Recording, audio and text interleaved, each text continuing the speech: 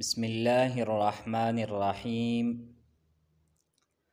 د هدایت النحو د شرح په سلسله کې دا زمونږه 39 نمبر درس دی. يقول المصنف رحمه الله تعالى: وإن كان أحد الاسمين معرفة والآخر نكرة فاجعل المعرفة مبتدأ والنكرة خبرا البتة كما مر. وإن كانا معرفتين فاجعل أيهما شئت مبتدأ والآخر خبرا، نحو الله إلهنا ومحمد نبينا وآدم أبونا. وقد يكون الخبر جملة اسمية نحو زيد أبوه قائم، أو فعلية نحو زيد قام أبوه، أو شرطية نحو زيد إن جاءني فأكرمته، أو ظرفية نحو زيد خلفك وعمر في الدار.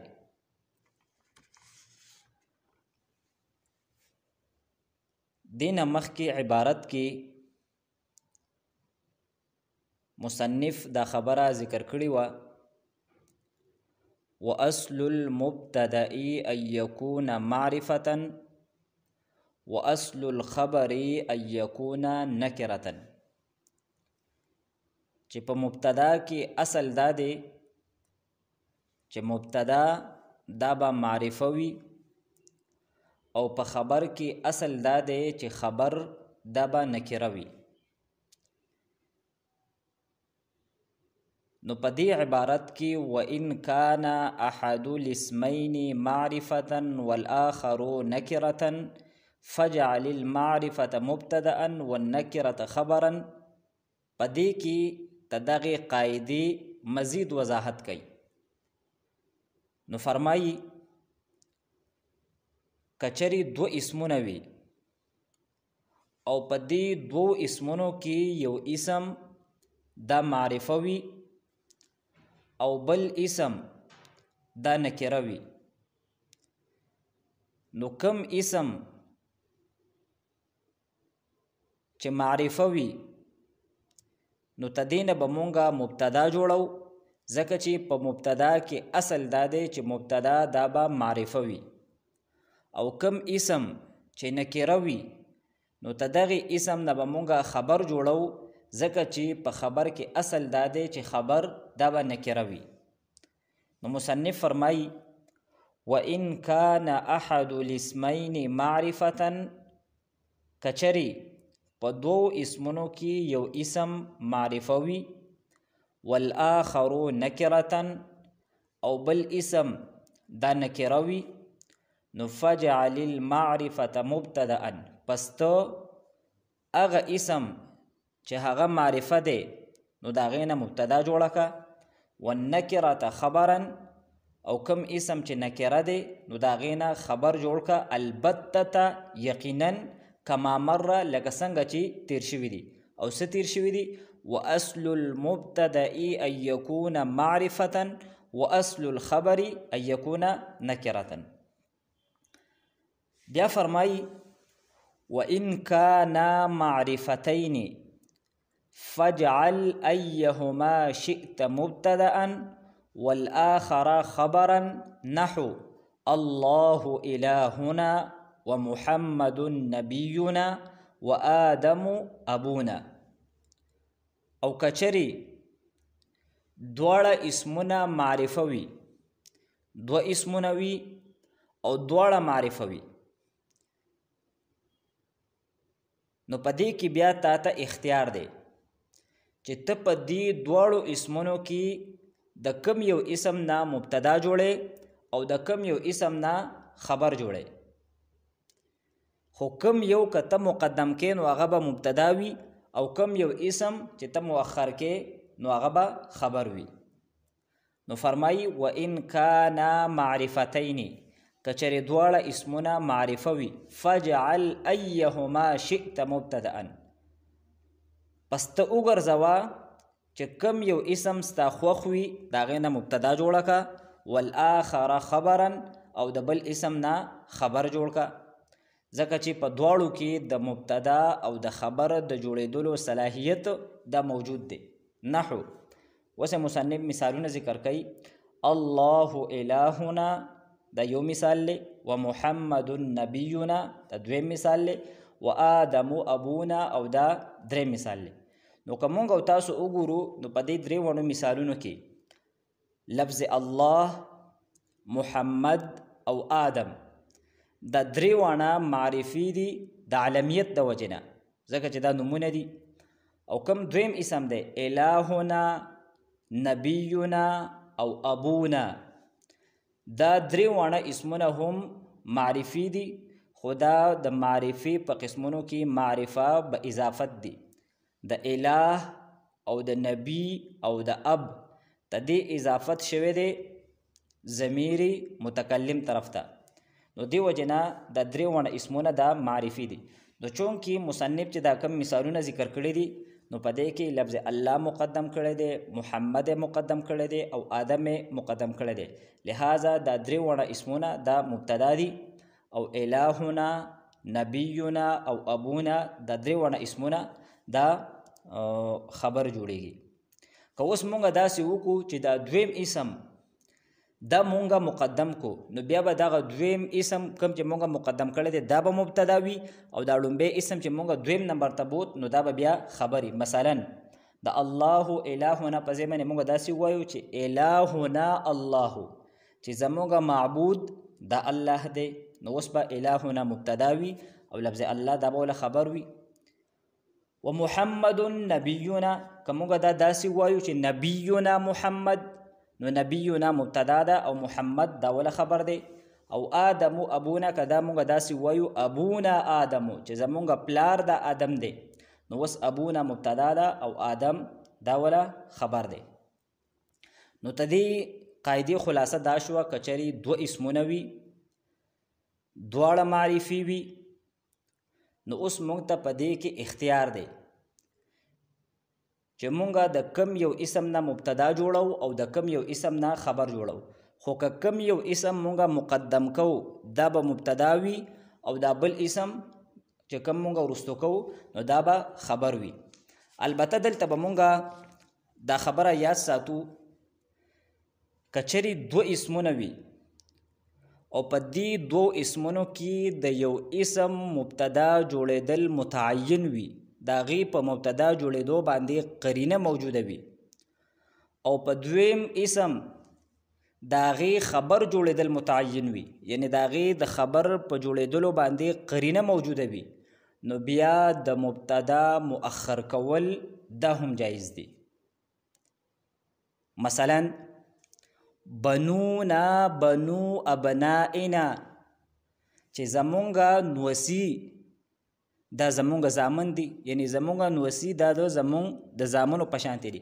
نو په دې مثال کې بنونا بنو ابنائنا، بنو ابنائنا دا مبتدا ده او دا مؤخر ده، حالانکه دواړه اسمونه معرفي دي. بنونا دا معرفه ده او بنو ابنائنا دا هم معرفه ده، لیکن دلته د بنو ابنائنا مبتدا جوړېدل دا متعین دي، په دې باندې قرینه موجوده ده. نو که بنو ابنائنا مقدم وي او که مؤخر وي په دواړو صورتونو کې دا به مبتدا وي. د دې مبتدا جوړېدل ولې متعین دي؟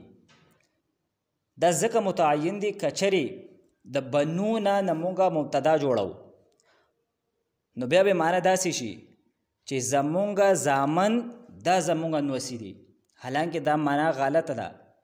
زامنو ته څوک نوسی نه وای، البته نوسو ته خلک زامن وای، لہذا د بنو ابنائنا مبتدا جوړېدل دا متعین دي. نو که دا مخکې وي او که وروستو وي په دواړو صورتونو کې به دا مبتدا وي او دا بل اسم دا به ولا خبر وي. بیا مصنف فرمایي وقد يكون الخبر جملة اسمية نحو زيد أبوه قائم، أو فعلية نحو زيد قام أبوه، او شرطیة نحو زید ان جاءنی فاکرمته او ظرفیة نحو زید خلفک وعمر فی الدار. مصنف فرمائی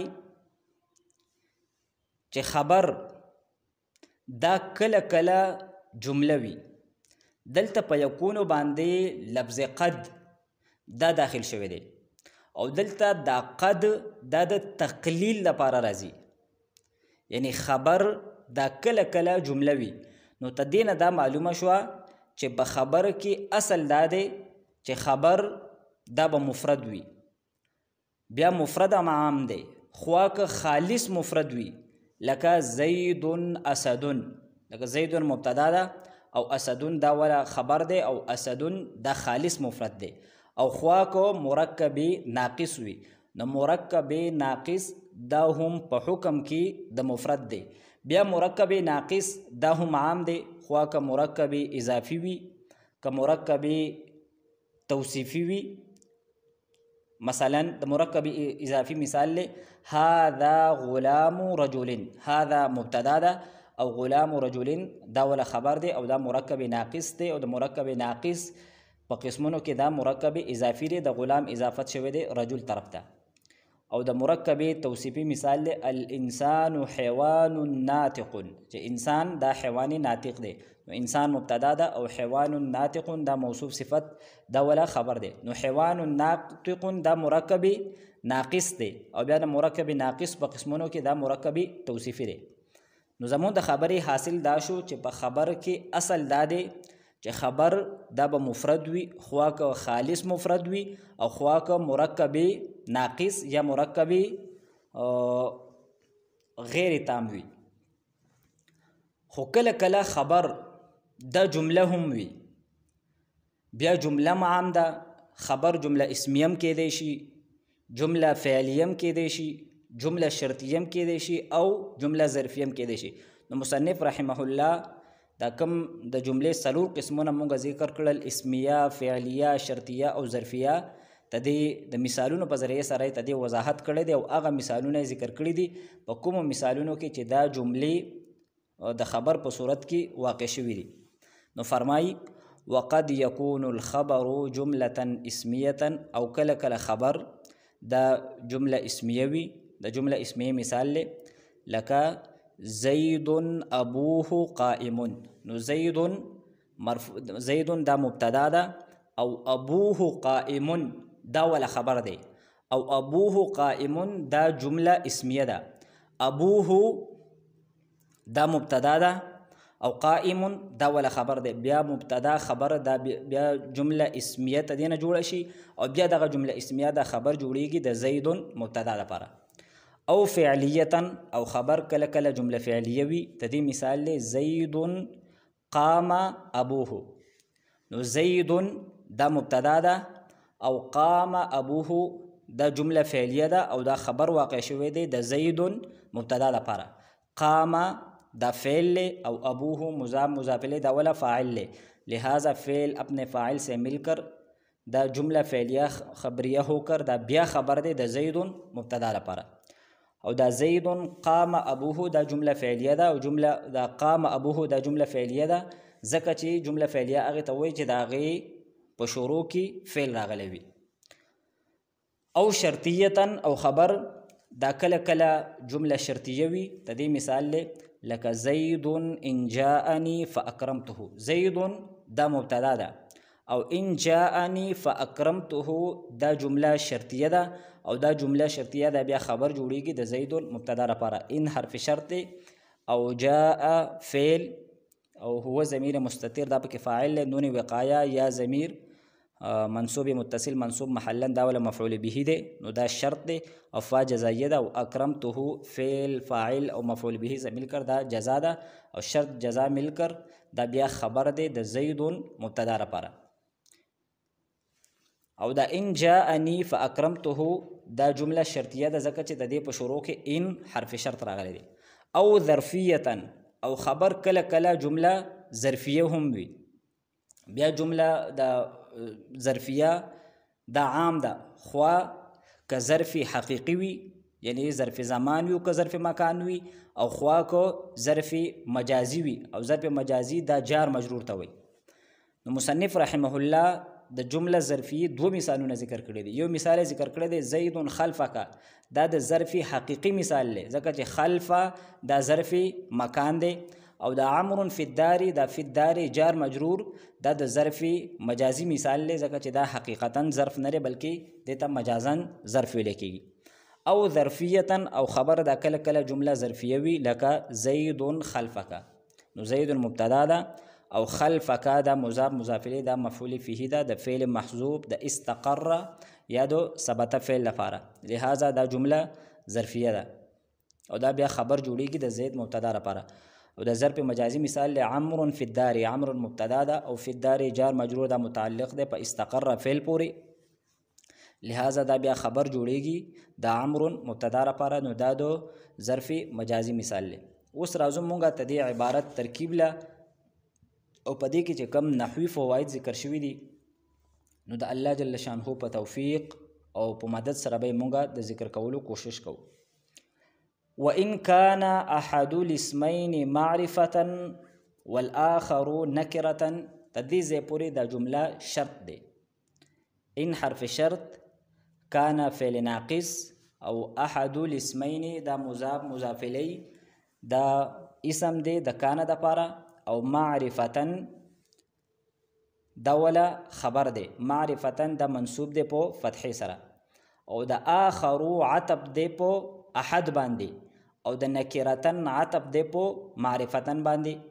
او دا خبره مونږه بار بار ذکر کړی ده او اخو به په کتاب کې هم راځي چې د معطوف علی او د معطوف اعراب دا یو شانتي.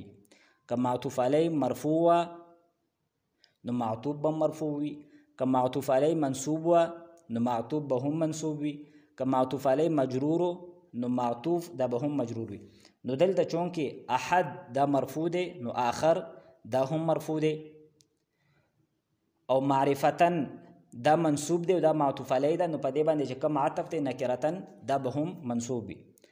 وان کان احد الاسمین، دا اسمین دا تثنیه ده د اسم، او چونکې دا په حالت جری کې ده او د تثنیه حالت جری ده په یا ما قبل فتحې سره وي، نو دې وجه نه دلته په یا ما قبل فتحې سره راغلی دی.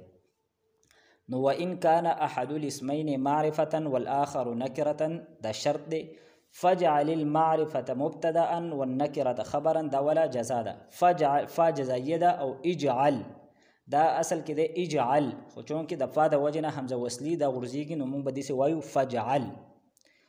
او بیا په دې لام باندې کسره ذکر راغلی ده چې د دوو لامونو په منځ کې التقا د ساکنینو راغلی ده، او الساکن اذا حرک حرک بالکسر، نو دې وجه نه دې لام له کسره ورکړل شوې ده. اجعل دا فعل به فاعل له، او المعرفة منصوب بفتحة لفظا دا ولا مفعول اول او مبتدا دا ولا مفعول ثانی دی. او بیا د النکرة عطب دی په معرفة باندې، او د خبرن عطب دی په مبتدا باندې. او اجعل دا د هغې درې صیغونه نه دی چې په کومو کې د همیشه لپاره به ضمیر مستتر وي، یعنی پټ به پکې وي، او که معروف وي نو فاعل به وي، او که چېرې دا فعل مجهول وي نو بیا به پکې نائب فاعل وي. یو د واحد مذکر صیغه ده، بله د واحد متکلم صیغه ده، او بله د جمع متکلم صیغه ده، خوا که مضارع وي که امر وي او که نهی وي. البته تا دا مفعول مطلق دی د فعل محذوف بته د پاره، او کما مره دا خبر دی دو هو مبتدای محذوف د پاره. کاف حرف جار، ما اسم موصول، او مره فعل اپنے فاعل سے مل کر دا بیا صلہ د ما موصول د پاره، او موصول صلہ د مجرور د کاف جار د پاره، او جار مجرور متعلق د ثابتون پوری، نو دا خبر دی د هو مبتدای محذوف د پاره. وان کان معرفتین دا شرط دی. فجعل أيهما شئت مبتدأ والآخر خبرا دا ولا جزا ده. وإن كان إن حرف شرط كان فعل ناقص ده، أو دا ألف ضمير دا ولا اسم ده، أو معرفتين دا ولا خبر ده، چونكي دا فعل ناقص اسم دا مرفوع أو خبر منصوب، نو ألف دا مرفوع ده مرفوع محلا ځکه چې دا ضمائر دا مبني وي، او معرفتين دا ولا خبر دی او دا منصوب دی په یا ما قبل فتحې سره ځکه چې دا تثنیه ده. و ان کان معرفتین دا شرط دی، او فجعل فعل بفاعل، ایهما شئت، ای مضاف او هما مضاف الیه، مضاف الیه دا مفعول به مقدم دی د شئت د پاره. نو شئت فعل او د تا ضمیر دا ولا فاعل، فعل اپنے فاعل اور مفعول به مقدم سے مل کر دا ولا یو مفعول لے، او مبتدا ان دا ولا مفعول ثانی دے. او د آخر عطب دی په ایهما باندې، او د خبرن عطب دی په مبتدا ان باندې. نحو الله الهنا، الله مرفوع بضمه لفظا دا مبتدا دا، او الهنا اله مرفوع بضمه لفظا دا مضاف، او دا نا ضمیر دا مضاف الیه دا. نو مضاف الیه دا خبر دی د الله مبتدا لپاره. او چونکې د مرفوعاتو سبق را روان دی او مونږ دا خبره کوو چې مبتدا مرفوع وي او خبر هم دا مرفوع وي، نو دلته الله دا مرفوع دی په ضمې سره، او الهنا دا هم مرفوع دی په ضمې سره. دغه شانتې محمد دا مبتدا ده او دا مرفوع ده په ضمې سره، او نبینا دا خبر دی دا هم مرفوع دی په ضمې سره. او آدم و ابونا، آدم هم مبتدا ده او دا مرفوع ده په ضمې سره، او ابونا دا خبر دی او دا مرفوع دی په وو سره. نو محمد نبینا، محمد مبتدا او نبینا مضاف الیه دا خبر. او آدمو دا به آدمون مونږ نه وایو بلکې آدمو به وایو، ځکه چې دا غیر منصرف دی، یو په دې کې عجمه ده او بل پکې علمیت دی. نو آدم مرفوع بضمه لفظا دا مبتدا ده، او ابونا ابو مرفوع بواو لفظا دا مضاف، او دا نا ضمیر دا مضاف الیه دا مجرور محلا، مضاف الیه دا خبر دی. او چونکې ابو دا د اسماء سته مکبره موحده مضافه الی غیر یای المتکلم دا غین راغلی دا، او تدې حالت رفیع په وو سره دی، نو دی وجنه دا مرفوع ده په وو سره. وقد يكون الخبر جملة اسمية او فعلية او شرطية او ظرفية. قد حرفي تقليل، يكون فعل ناقص، او الخبر مرفوع بضمه لفظا دا ولا اسم دی، او جملة اسمية دا موصوف صفت دا ولا خبر دی، لہذا دا جمله فعلیه ده. او دا فعلیتا عطب دی په اسمیتا باندې، دا قشانتی د شرطیتا او د ظرفیتا عطب هم دی په اسمیتا باندې. نو څنګه چې اسمیتا منصوب دی، نو دا قشانتی شرطیتا او ظرفیتا دا هم منصوب دی، ځکه چې دا د یکون فعل ناقص لپاره خبر جوړیږي او دا غي خبر دا منصوب وي. وقد يكون الخبر جملة اسمية نحو زيد أبوه قائم، زيد مرفوع بضمه لفظا دا مبتدا ده، او أبوه أبو مضاف او ده ضمير مضاف إليه، مضاف إليه دا بیا مبتدا ده، او قائم مرفوع بضمه لفظا دا خبر ده. نو مبتدا خبر ملکر جمله اسمیه خبریه ہوکر دا بیا خبر ده د زید مبتدا لپاره. او فعلیتا نحو زید قام ابوه، زید مرفوع بضمه لفظا دا مبتدا ده، قام صيغه واحد مذکر غائب فعل ماضی معلوم اصل کې دا و قواما، نو و متحرک دی ما قبل د دینه فتحه ده، نو قال قانون ته متوجه شوی دی، نو دغه وو د مونږ په الف سره بدل کو، نو قامت جوړ شو. او ابوه، ابو مرفوع بواو لفظا دا مضاف دی، او د ها ضمیر دا ولا مضاف الیه دی، مضاف الیه ملکر دا فاعل دی د قام د پر. او څنګه چې مبتدا مرفوع وي نو دغه شانتي فاعل هم مرفوع وي، نو ابوه چونکه فاعل دی نو دی وجنا دا مرفوع دی په وو سره. او شرطیه نحو زید ان جاءني فاكرمته، زید مرفوع بضمه لفظا دا مبتدا ده، او ان جاءني دا شرط دی، او فاكرمته دا ولا جزاء ده. ان حرف شرط جاء صيغه واحد مذکر غائب فعل ماضی معلوم نون وقایه، او دا یا ضمیر منصوب متصل منصوب محلا دا مفعول به ده، لہذا دا شرط دی. او فاکرمته دا فا جزائیه ده، اکرمتو دا فعل بفاعل دا تا ضمیر ولا فاعل، او دا ها ضمیر دا ولا مفعول به ده، نو دا جزا ده شرط پاره، لہذا دا جمله شرطیه ده. او ظرفیه نحو زید خلفک، نو زید مرفوع بضمه لفظا دا مبتدا ده، او خلفک دا مضاف الیه ملکر دا مفعول فيه ده دو استقر فعل محذوب د پاره، نو استقر فعل اپنے فاعل اور مفعول فيه سے ملکر دا بیا خبر ده د زید مبتدا لپاره، لہذا دا جمله اسمیه بیا جوړیږي. دلته مونږه دا خبره یاد ساتو چې کم ظرف زمان دی یا ظرف مکان دی، نو دا عام طور باندې مفعول فيه جوړیږي د فعل مذکور د پاره یا فعل محذوب د پاره. په بعض صورتونو کې تدی فعل په لفظونو کې موجود وي، او په بعض صورتونو کې دا محذوف وي. مثلا صمت یوم الجمعه، نو دلته مضاف الیه دا مفعول فيه ده او دا ظرف زمان دی او تدې فعل په لفظونو کې موجود دی وغه دی صمتو. او دلته زید خلفک دا مضاف الیه دا مفعول فيه ده او دا ظرف مکان دی او تدې کوم فعل دی وغه محذوف دی وغه استقر دی یا ثبت دی.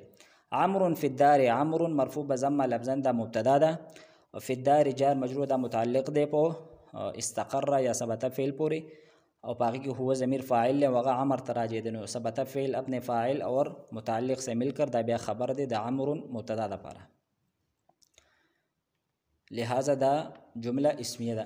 यौज़ल मूंगा बिया तदे इबारत तर्जुमा ज़िक्र को मुसन्निफ़ फरमाई व इन कान अहदुल इस्मैन मारिफ़तन कचरी पदी दो इसमों के यो इसम मारिफ़वी वल आखर नकिरतन और बल इसम नकिरवी फ़जअल मारिफ़त मुब्तदाअन पस तो मारिफीना मुब्तदा जोड़ा का व नकिरत खबरन और द नकीरीना खबर जोड़ का अलबत्ता यकीनन खामखा कमा मर्रा लकसंग ची मख की तीर शुवी दी। व इन काना मारिफतैनी और खचरी द्वाड़ इसमुना मारिफवी औ द मुब्तदा प मुब्तदा जुड़े दलो बांदी व द खबर प खबर जुड़े दलो बांदी करीना नवी फ़जअल अय्यहुमा शिअत मुब्तदाअन बस कम यो चस्ता खोखे दा गैना मुब्तदा जोड़ा का खो आगस का मुक़द्दम का वल आखर नकिरतन और डबल इसम ना खबर जोड़ का खो आगस का मुअख्खर का लका अल्लाहु इलाहुना व मुहम्मदुन नबियुना व आदम अबूना। तो पदी मिसालों कि अल्लाह मुहम्मद और आदम दा मुब्तदा दी और इलाहुना और नबियुना और अबूना दा खबर दी। वक़द यकूनुल ख़बरु जुमलतन इस्मियतन और ख़बर कला कला दा जुमलवी बिया इसमियम के देशी फ़ेलियम के देशी शर्तियम के देशी और ज़रफ़ियम के देशी। द जुमला इसमी मिसाल लक ज़ैदुन अबूहु क़ाइमुन नु दा अबूहु क़ाइमुन दा ख़बर दे और दा जुमला इसमिया दा ज़का च तदी शुरू की इसम रागले दे। द फ़ेली मिसाल ज़ैदुन क़ाम अबूहु दा क़ाम अबूहु दा जुमला फ़ेलिया दा दा ख़बर दे द ज़ैदुन मुब्तदा दा पारा जुमला फ़ेलिया ज़का जब शुरू की फ़ेल रागले दे। और दा गशंत शर्तियम के देशी दागी मिसाल ज़ैदुन इन जाअनी फ़अकरमतुहु दा इन जाअनी फ़अकरमतुहु दा जुमला शर्तिया दा ख़बर दे द ज़ैदुन मुब्तदा दा पारा। और द ज़रफ़ी मिसाल ज़ैदुन खल्फ़का नु खल्फ़का दा ख़बर दे द ज़ैदुन मुब्तदा दा पारा। और दा ज़रफ़ी हक़ीक़ी मिसाल ले व अमरुन फ़िद्दारी दा फ़िद्दारी ख़बर दे द अमरुन मुब्तदा दा पारा। और दा ज़रफ़ी मजाज़ी मिसाल ले या दो क़ाइम मुक़ाम ज़रफ़ मिसाल ले व आखिरु दावाना अनिल हम्दुलिल्लाहि रब्बिल आलमीन।